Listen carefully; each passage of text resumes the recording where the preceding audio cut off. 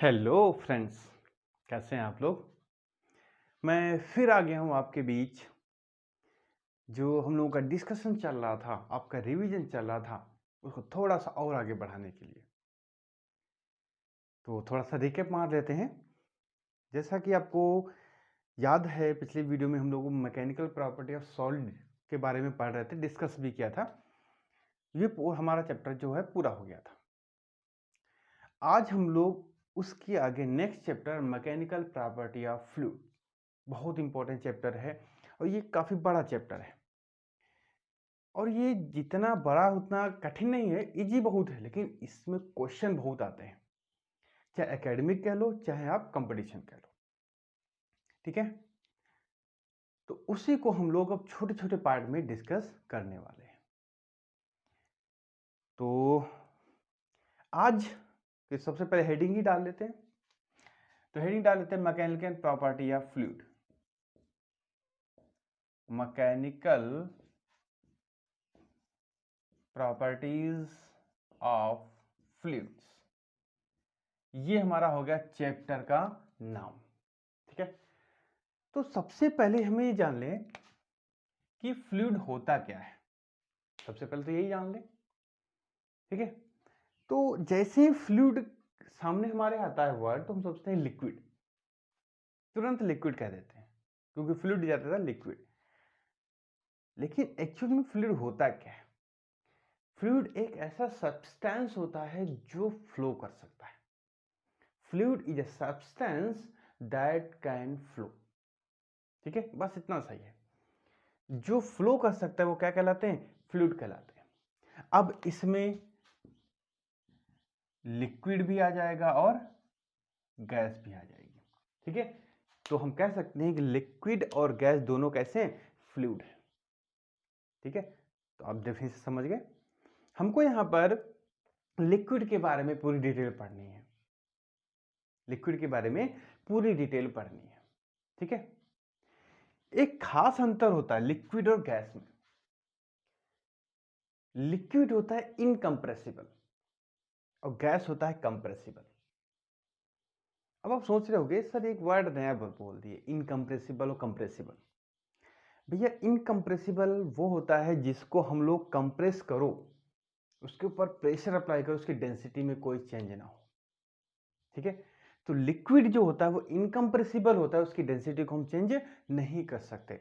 और गैस क्या है? ये कंप्रेसिबल होता है, इसकी डेंसिटी को हम चेंज कर सकते हैं। ठीक है, ध्यान रखेंगे ये चीज। तो ये हो गया आपका फ्लूइड होता क्या है। एक वर्ड इसी में आता है, थ्रस्ट। थ्रस्ट थ्रस्ट आपका एक फोर्स ही होता है, एक फोर्स ही होता है। लेकिन इसमें कंडीशन क्या है कि जैसे अगर इस बीकर में लिक्विड फिल है, तो लिक्विड के द्वारा बीकर की सरफेस पर परपेंडिकुलर में जो लगाया गया फोर्स होता है वो क्या कहलाता है? थ्रस्ट कहलाता है। जैसे ये पूरा भरा हुआ है, तो इस सरफेस पर, इस सरफेस पर, इस सरफेस पे जो परपेंडिकुलर फोर्स लगेगा इस तरीके से, तो ये फोर्स क्या कहलाता है? थ्रस्ट कहलाता है। ये लिक्विड इस वेसल की दीवारों पर लगाता है। ठीक है, इसको भी प्रूफ करके भी दिखाते हैं। देखो कि हाँ ये परपेंडिकुलर होता है कि नहीं होता है। देखो जरा, मान लेते हैं कि लिक्विड ने इस पॉइंट पर वेसल, ये वेसल की जो वॉल है, इस पर इस डायरेक्शन में वो फोर्स लगा रहा है। ठीक है, जब ये फोर्स इस डायरेक्शन में इस पे लगा रहा है, तो ये वेसल की दीवार भी तो इस पर रिएक्शन कर रही होगी न्यूटन के थर्ड लॉ से।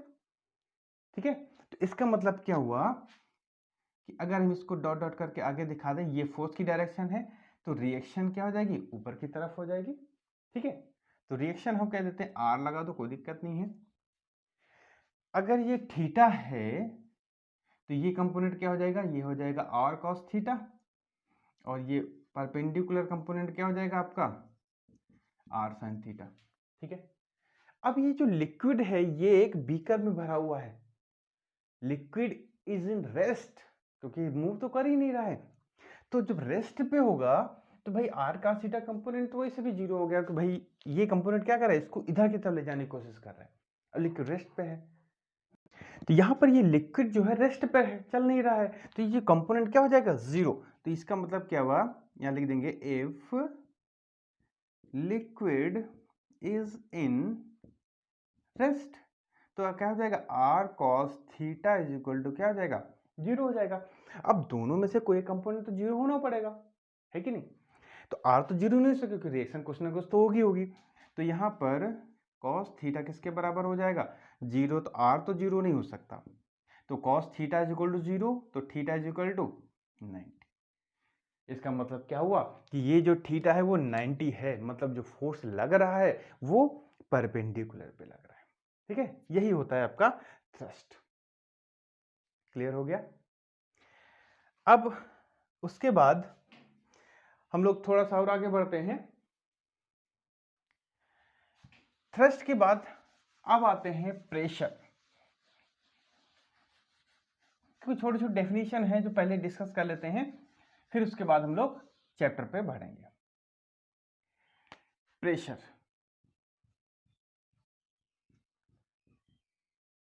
सबको पता है प्रेशर क्या होता है, फोर्स अपॉन एरिया। अब यहां पे थ्रस्ट चल रहा है तो क्या हो जाएगा, थ्रस्ट अपॉन एरिया। ठीक है। अब थ्रस्ट लाइक अ फोर्स ही होता है तो उसकी यूनिट भी न्यूटन ही होगी, ज्यादा आपको परेशान होने की जरूरत नहीं है। इसकी यूनिट निकाले तो न्यूटन पर मीटर स्क्वायर, ये हो गए भैया आपकी प्रेशर की यूनिट। ठीक है, या इसका दूसरा है पास्कल। ठीक है, इसको हम लोग पी से भी रिप्रेजेंट कर देते हैं, प्रेशर। ठीक है, अब ये तो हो गया प्रेशर। उसके बाद और थोड़ा सा आगे बढ़ते हैं। कोई नई बात नहीं बता रहे भैया, ये सब आप पहले से पढ़े हुए हो। अब जो टॉपिक डेफिनेशन थोड़ा बताएंगे, वो हो सकता है आपको ना पता हो। स्पेसिफिक ग्रेविटी और रिलेटिव डेंसिटी। स्पेसिफिक ग्रेविटी और रिलेटिव डेंसिटी। और डेंसिटी तो भैया सबसे पहले डेंसिटी क्या होती है ये तो हम एक्सप्लेन कर दें, फिर हम इस पे आएंगे।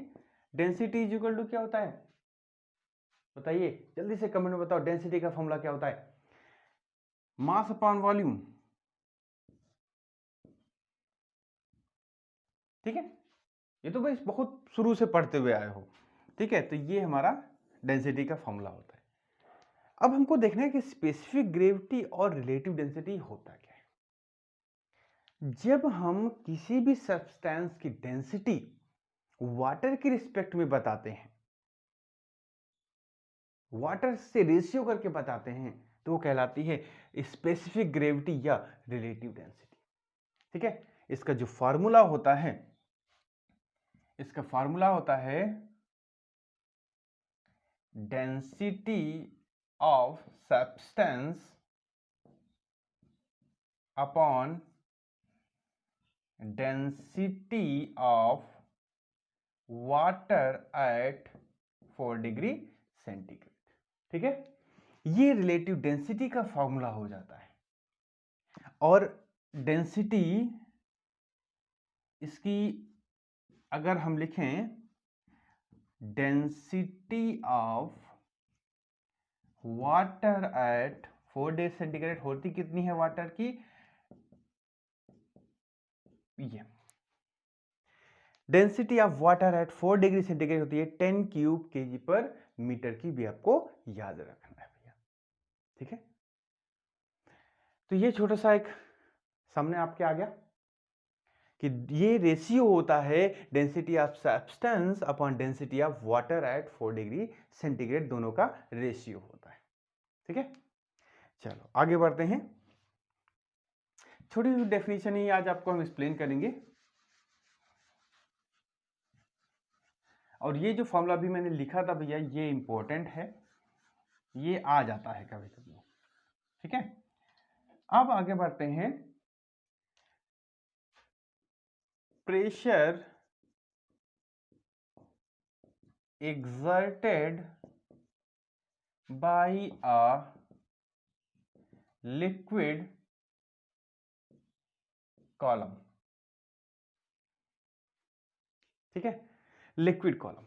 अब देखो हमको निकालना क्या है, pressure exerted by a liquid column. बहुत आसान है। देखो सबसे पहले मैंने एक वेसल ले लिया, ये मैंने वेसल ले लिया, ठीक है। इसकी हाइट जो है वो h है, इसमें लिक्विड फिल है, इसमें क्या है भैया, लिक्विड फिल है। ये मैंने लिक्विड फिल कर दिया। इस लिक्विड की जो डेंसिटी है वो कितनी है, रो है। ठीक है, लिक्विड की डेंसिटी रो है। अब यहां पर ये जो लिक्विड भरा हुआ है वो इस वाली वाल पे क्या करेगा, एक फोर्स लगाएगा, एक फोर्स लगाएगा, और वो फोर्स क्या करेगा, प्रेशर क्रिएट कर देगा। तो इसका मतलब ये जो लिक्विड है वो इस सरफेस पे क्या करेगा, प्रेशर क्रिएट कर रहा है। कितना कर रहा है यही हमको निकालना है। ठीक है, यही हमको निकालना है। तो जरा हम पहले, सबसे पहले हम फोर्स निकालें, कितना यहाँ पे फोर्स वो लगा रहा है। तो force is equal to mg, mg कि इस लिक्विड का कितना मास है। तो मास क्या होता है, density is equal to mass upon volume. तो mass is equal to density into volume. तो डेंसिटी कितनी है, रो। वॉल्यूम कितना है, अगर हम ये एरिया ए मान लेते हैं, ये मान लेते हैं ये वेसल का मुंह है, इसका एरिया ए हो गया, तो वॉल्यूम क्या हो जाएगा, ए इंटू एच, ए एच, और जी तो भैया पहले से ही है, तो ये हो जाएगा हमारा फोर्स। ठीक है, हमको क्या निकालना है, प्रेशर निकालना है। तो प्रेशर क्या होता है, प्रेशर फोर्स या थ्रस्ट अपॉन एरिया। ठीक है, तो फोर्स तो निकाल लिया, रो A H G upon A से ए कैंसिल आउट, तो pressure P is equal to rho g h. ठीक है, क्लियर, बहुत आसान है, ये फॉर्मूला आपको पहले से पता था। ठीक है, अब जो चीज मैं बताने जा रहा हूं भैया वो वाकई में इंपॉर्टेंट है, बहुत ज्यादा, ये आपको ध्यान देना है। देखो ये तो हो गया सिंपल सा, जो हम लोग कक्षा 9 में इसको हम लोग पढ़ते हैं कि pressure exerted by a liquid column. देखो यहां पर दो वर्ड में लिख रहा हूं, एब्सोल्यूट प्रेशर, और दूसरा मैं लिख रहा हूं गॉस प्रेशर। ठीक है, दो वर्ड मैंने लिखे हैं, दोनों भैया बहुत इंपॉर्टेंट है। कौन से, जैसे मान लेते हैं ये कोई एक फ्री सरफेस ऑफ लिक्विड है। ठीक है, फ्री सरफेस ऑफ लिक्विड, इस फ्री सरफेस ऑफ लिक्विड से h डेप्थ नीचे एक, या तो कोई स्विमर तैर रहा है, या कोई बॉडी रखी है, या कोई आपकी सबमरीन चल रही है, जो कोई भी हो सकता है। अब अगर आपसे पूछता है बताओ भैया इस पे यहां पर टोटल प्रेशर कितना लग रहा है, टोटल प्रेशर। तो टोटल प्रेशर कैसे निकालते हैं, वो जो टोटल प्रेशर P है, यहां पर एक हम लिखते हैं PA, AT लिख देते हैं, एटमॉस्फेरिक।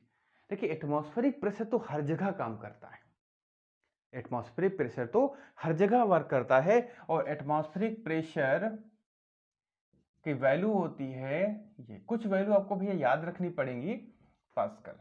ठीक है, PA पास्कल का सिंबल होता है, ये इसकी वैल्यू होती है एटमॉस्फेरिक प्रेशर की। तो एटमॉस्फेरिक प्रेशर प्लस रो जी एच, ये जो वैल्यू भैया आई है वो है एब्सोल्यूट प्रेशर की वैल्यू, कि स्विमर या सबमरीन आपकी इस लिक्विड की फ्री सरफेस से h डेप्थ नीचे है, तो कितना उस पर प्रेशर टोटल लग रहा होगा, एटमॉस्फेरिक प्रेशर प्लस रो जी एच। ठीक है, ये हो गया एब्सोल्यूट प्रेशर, ये हो गया एटमॉस्फेरिक प्रेशर। अगर हम एब्सोल्यूट प्रेशर से एटमॉस्फेरिक प्रेशर माइनस करें तो कितना बचेगा, रो जी एच। तो यही कहलाता है भैया गॉज प्रेशर। ठीक है, यही कहलाता है गॉज प्रेशर। ये दो चीज आपकी बहुत इंपॉर्टेंट है। पूछ लेते हैं कभी कभी कि एक स्विमर है 10 मीटर नीचे या 5 मीटर नीचे नदी में तैर रहा है या समुद्र में है, सबमरीन है, जो भी है, कहेगा बताओ टोटल प्रेशर कितना है उस पर। तो आपको इस फॉर्मूले से निकालना है। ठीक है, तो आपसे दो चीज पूछ लेते हैं, टोटल प्रेशर पूछ लेगा और गॉज प्रेशर पूछ लेगा। तो आपको टोटल प्रेशर भी निकालना है, गॉज प्रेशर भी निकालना रहता है। ठीक है, तो आज की इस वीडियो में हम लोग इतने रखते हैं, छोटे छोटे वर्ड आज डिस्कस किए। नेक्स्ट वीडियो में हम लोग पास्कल लॉ होता क्या है, डेरिवेशन क्या है और इसका एप्लीकेशन क्या है, फुल डिटेल आपको एक वीडियो मिलेगी। ठीक है, तो जिन्होंने भैया अभी तक सब्सक्राइब नहीं किया है चैनल को, जल्दी जल्दी सब्सक्राइब कर दीजिए, क्योंकि यहाँ पर आपको बहुत सारी चीज़ें मिलने वाली है। अभी तो मैं सिर्फ थ्योरेटिकल पोर्शन आपको बता रहा हूँ। अभी जैसे मेरा थ्योरेटिकल पोर्शन कंप्लीट हो जाएगा, मेरा एक स्टेप कंप्लीट हो जाएगा, उसके बाद मैं आपको न्यूमेरिकल्स पे बताना स्टार्ट करूँगा। ठीक है, सारा कुछ मिलेगा, लेकिन बस चैनल के साथ जुड़े रहिए। ठीक है, तो इसी साथ ही भैया फिर मिलते हैं नेक्स्ट वीडियो में। तब तक के लिए take care and bye bye.